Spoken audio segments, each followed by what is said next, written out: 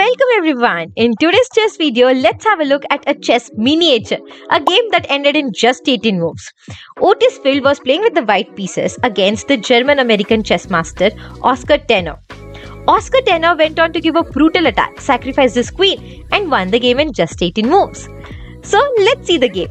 Started with e4, e5, knight to f3, knight to c6, bishop c4. Tenner went for 2 knights defense, playing his knight to f6.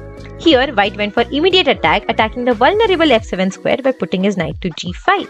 We can defend it by playing our pawn to d5. White captures in the center and knight goes on the a5 square. A common move here from the white side is to play bishop b5 and give a check. But in the game, Otis went for pawn to d3. Now we can push this knight back by playing our pawn to h6. The knight goes back on the f3 square and we give an attack by playing our pawn to e4. If white captures the pawn on the e4 square, then we can win the bishop. He can get a good attack by playing his queen to d4. But in the game, Otis went for the most common move, queen to e2, pinning our pawn to the king. Here, black can capture the bishop and then go bishop c5. After both the sides castle, this pawn is no more a pin and the knight on f3 square is hanging. So white defended the knight by playing his knight to d2 square. Now we can give an attack to the queen by playing our bishop g4. Queen saves herself going on the e1 square, and then after queen d7, black is having a fantastic position. All of his pieces are actively placed and is doing good. Look at the white pieces. Both the knights are not developed. The bishop is still stuck on the home rank. A good move here for white is to play knight c3. White did a slight error by putting his knight to b3. It is not actually an error, it actually opens the diagonal for the bishop, but a better move here would have been knight to c3. Black went with a brilliant idea, bishop to f3. Now, idea behind bishop f3 is to play queen g4 and give a checkmate on the g2 square. If white captures the bishop on the f3 square, then after we capture it back, next is coming queen g4 and queen g2. So the king goes on the h1 square. Now we can play our queen to h3, trying to give a checkmate on the g2 square.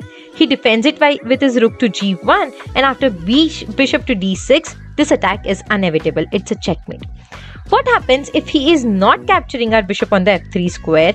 Rather, he is going with his pawn to h3. After move pawn h3, we can go queen f5. If he captures our free bishop on the c5 square, then queen g6, now attacking the g2 square. The only way to defend it is to push the pawn up on g3, and then we can go queen h5. Now we are attacking the h3 pawn. He saves it by playing his pawn to h4, and now we go queen f5. Now, idea is queen h3 and g2. He can defend it with his king to h2, not allowing our queen to come on h3, but we go knight g4, give a check. The king has to go back on the g1 square, and now we go knight e5. If he comes again on the h2, trying to defend the h3 square, this time you go pawn g5, and this attack is now inevitable. Black is doing fine and will eventually go and win the game.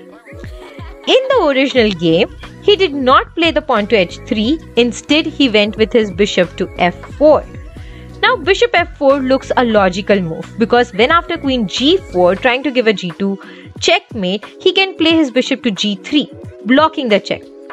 In this position, white went with his knight to h5, attacking the bishop, sacrificing the bishop on the c5 square. If white gets greedy and captures the bishop on the c5 square, we go knight to f4. Normal move here, engine suggests, is to go knight d3. But in the game, Otis went for knight e4.